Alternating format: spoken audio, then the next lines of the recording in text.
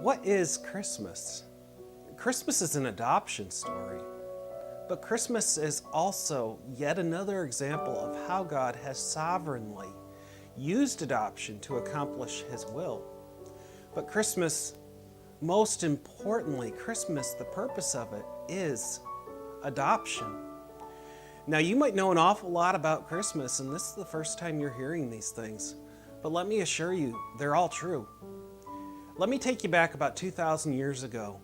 This was a very dark and hopeless time. Israel had been occupied by a whole series of foreign oppressors. One of these oppressors, a man named Antiochus Epiphanes, had actually rededicated the temple to Zeus and then desecrated the temple when he sacrificed a pig on the altar in the Holy of Holies. But amidst all this darkness, God was still at work. Through adoption, God raised up yet another oppressor. It was this adopted man of war, Caesar Augustus, who issued a decree that all the world should be taxed. In what must have seemed at the time like humiliation upon humiliation, amidst all the whispers, Joseph of Nazareth took his espoused wife, Mary, who was very pregnant, to Bethlehem. When they arrived, there was no room for them, so they stayed in a stable. While they were there, Joseph's adopted son, the Son of God, was born, and they laid him in a manger.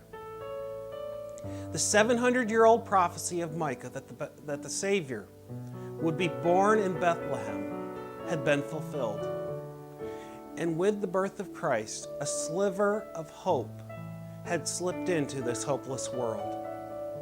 When the Magi visited and King Herod learned of the birth of the Christ, he conspired to kill all the baby boys in Bethlehem.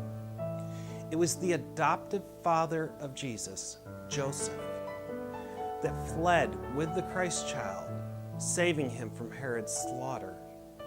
A little over 33 years after that first Christmas, the Son of God, this adopted Son of a man, the Messiah, who had lived a perfect life, paid the redemptive cost on the cross so that by adoption, all men might call God Father. Christmas truly came through adoption. Christmas came by adoption. And Christmas came for adoption. Today, we live in a world with millions of orphans. Are you an adopted son or daughter of God? Do you worship the adopted Messiah, Jesus? If so, if you're a Christian, you have been called to care for the orphan. This Christmas, why not trade away materialistic insignificance for doing something bigger than yourself?